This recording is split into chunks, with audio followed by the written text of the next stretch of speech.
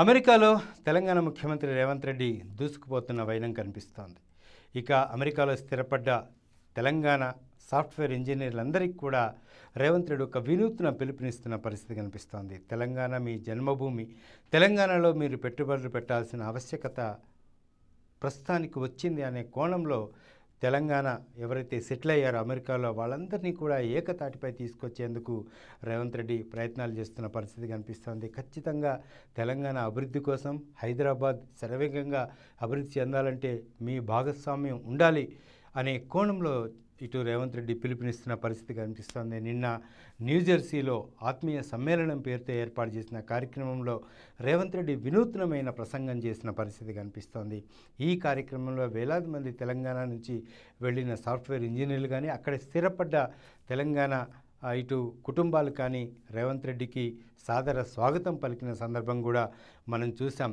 ఈ సందర్భంగా అమెరికాలో మీరు చేసిన సేవలు చాలు, ఇక తెలంగాణ అభివృద్ధి కోసం కానీ తెలంగాణ జిల్లాల అభివృద్ధి కోసం కానీ తెలంగాణ ప్రపంచ దేశాలతో పోటీ పడాలంటే తెలంగాణని ఏ విధంగా మనం తీర్చిదిద్దుకోవాలి అనే కోణంలో వాళ్ళకి ఒక దిశానిర్దేశం చేసిన సందర్భం కూడా రేవంత్ రెడ్డి స్పష్టంగా కనిపిస్తోంది. ఈ సందర్భంగా ఆయన హైటెక్ సిటీ అంశాన్ని కూడా ప్రస్తావించిన సందర్భం కనిపిస్తోంది.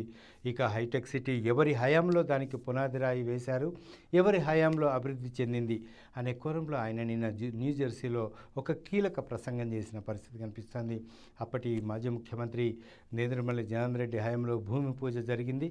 ఆ తర్వాత కాలగమనంలో చంద్రబాబు నాయుడు దాన్ని అభివృద్ధి చేశారనే కోణంలో అన్ని వాస్తవాలని కూడా న్యూజెర్సీ ప్రజానీకం ముందు ఉంచే ప్రయత్నం రేవంత్ రెడ్డి చేశారు. ఇప్పుడు ఐటీ రంగంలో తెలంగాణ ఏ మేరకు దూసుకు వెళ్తుందో కూడా క్లిస్టల్ క్లియర్గా మీకు తెలుస్తుంది అనే కోణంలో రేవంత్ రెడ్డి వినూత్న పిలుపునిస్తున్న పరిస్థితి కనిపిస్తోంది. ఇక అమెరికాలో చేసిన సేవలు చాలు, ఇక తెలంగాణకి చేయాలి, తెలంగాణ అభివృద్ధికి చేయాలి అనే కోణంలో వాళ్ళందరినీ కూడా పెట్టుబడులు పెట్టే విధంగా కూడా రేవంత్ రెడ్డి ఆహ్వానిస్తున్న పరిస్థితులు కూడా కనిపిస్తున్నాయి. ఎంతమంది ఇంకా ఆయన 14 రోజుల టూర్ ఉంది అమెరికాలో.